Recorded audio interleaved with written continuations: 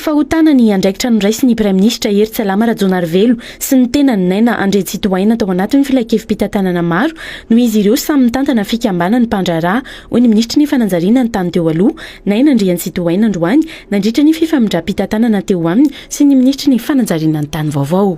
Marina mandritra ny taona maro dia mitantana fikambanana mpandraharaha tena tahaka izay toy ny praiminisitra Bernas. Ary noho izany andraikitra izany dia mpikambana so tena mpandraharaha toy ny filakevim-pitantanana maro izay malala. Tsy fahotana izany fa adidy. Nisy fotoana nomeny voninahitra izahay noho izay andraikitra izay tsy fahotana koa izany fa fakasitrahana ny amin'ny asa vitanay nandritra ny taona maro. Raha tsy ivina tokoa mantsy dia nambarany Barsona Rakotomanga sekretera jeneraly ny randrana sindikaly fa olona efa notoriany randrana sindikaly tamin'ny 2024 no ny raharaha famoahana vola tao amin'ny KNAPS ny praiminisitra Hery Tsalama Rajaonarivelo raha ny nambarany. Mpikambana ao amin'ny filakevim-pitantanany KNAPS mantsy i Hery Tsalama Rajaonarivelo sady olona akaiky ny ministra teo aloha sady ben'ny tanàna teo aloha Naina André Tsitohaina ity. Ny kominina Antananarivo renivohitra fony Naina André Tsitohaina mbola ben'ny tanàna nefa no nahazo ny findramam-bola iraika 10 miliara ariary avy amin'ny KNAPS izay niteraka resabe tamin'ny 2024. Nambarany Naina André Tsitohaina androany fa mazava avokoa ny kaonty amin'ny famerenam-bola nataon'ny kominina Antananarivo renivohitra tamin'ny KNAPS. Madio sy tsy nangalatra ny tenany hoy Naina André Tsitohaina filazana izay niteraka fingonongonona natao anatin'ny efitrano. Vola zaika be maso eto tsy nangalatra.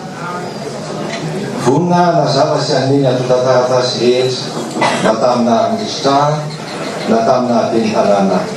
Hatramin'ny amin'ny farany na ben'ny tanàna najaiko ny fifanaraha-piarah-miasa rehetra ary ny SMGD dia nandohatrany izay tokony eo alohan'ny ho an'ny FNAT isam-bola.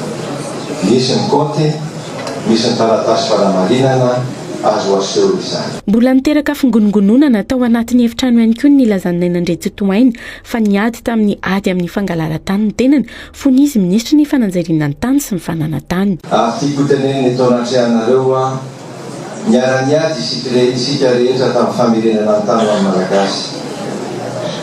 Nijory isika rehetra niary ireo olona sotrosotra.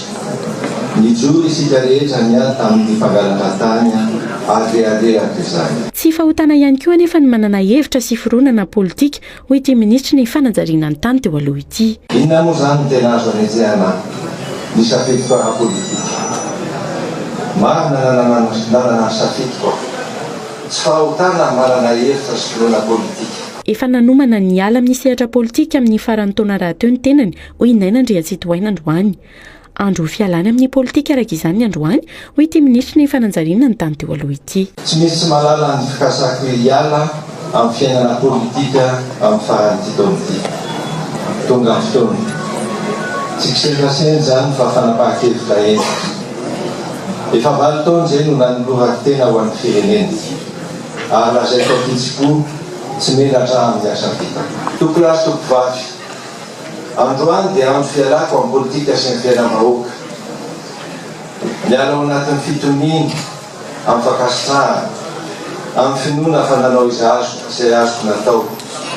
Tsy misy alahelo, tsy misy fialonana, fa mahatsapa fa vita ny aty. Ny tanany toeran'ny ministra ny raharaham-bahiny moa Naina André Tsitohaina ny taona 2024 ary ny tanany andraikitry ny ben'ny tanàna Antananarivo renivohitra nanomboka ny taona 2024 hatramin'ny taona 2024. Na voatendry azy ho ministra ny fitsinjaram-pahefana sy ny fananjariana ny tany.